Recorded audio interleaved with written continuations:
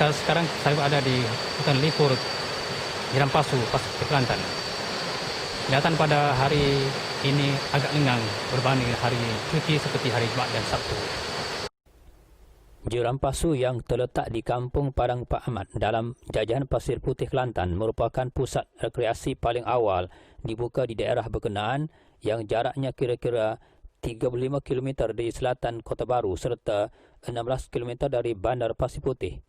Jerampasu adalah kawasan air terjun pertama di Kelantan yang menyediakan tempat berteduh serta pelbagai kemudahan lain untuk keselesaan pengunjung seperti kolam mandi untuk kanak-kanak dan dewasa, surau, bilik persalinan, wakaf rehat, gerai makanan, tandas, trek pejalan kaki, tapak perkhemahan untuk bermalam kepada pengunjung serta tempat parkir kenderaan yang agak luas turut disediakan di Jerampasu.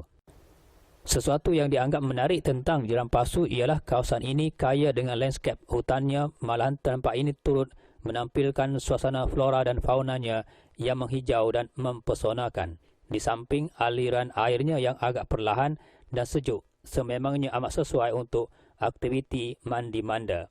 Selain itu, sungai yang mengalir ke arah air terjun ini yang dikenali sebagai Caruh Air turut dihuni pelbagai spesies anak-anak ikan yang turut menambahkan lagi seri panorama alamnya yang menyamankan dan menyegarkan. Sebagai penyebab Jerampasu masih dikunjungi oleh pelbagai lapisan masyarakat sama ada dari penduduk setempat, bahkan turut dikunjungi oleh penduduk-penduduk dari daerah lain di Kelantan dan luar Kelantan setiap kali musim perayaan, cuti persekolahan serta cuti hujung minggu. Dalam pada itu, jika pertama kali anda menjejakkan kaki ke Jerampasu, pastinya anda akan terkejut, bosan dan tertekan dengan suasana bising oleh hiruk-pikuk jeritan kanak-kanak sedang bermain air serta berenang ke sana kemari di bawah deruan air terjun serta kolam mandi yang disediakan oleh pihak Majlis Daerah Pasir Putih MDPP. Walau bagaimanapun, anda boleh nikmati suasana yang sunyi, tenang dan damai bertemankan suasana hutan dengan hembusan angin sepoi-sepoi bahasa yang menyegarkan badan dengan mendaki ke tingkat atas jeram berkenaan melalui trek pejalan kaki yang disediakan bersebelahan dengan air terjun tersebut.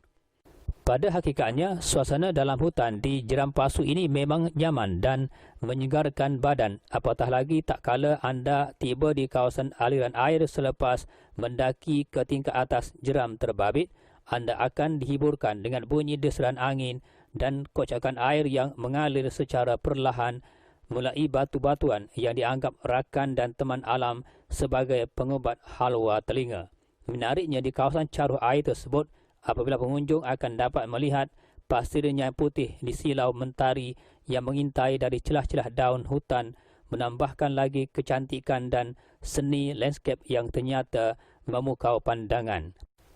Selain golongan kanak-kanak dan orang-orang dewasa berduyun-duyun datang ke Jerampasu, golongan remaja peringkat sekolah dan lepasan sekolah tidak putus-putus mengambil peluang bersantai di tempat berkenaan.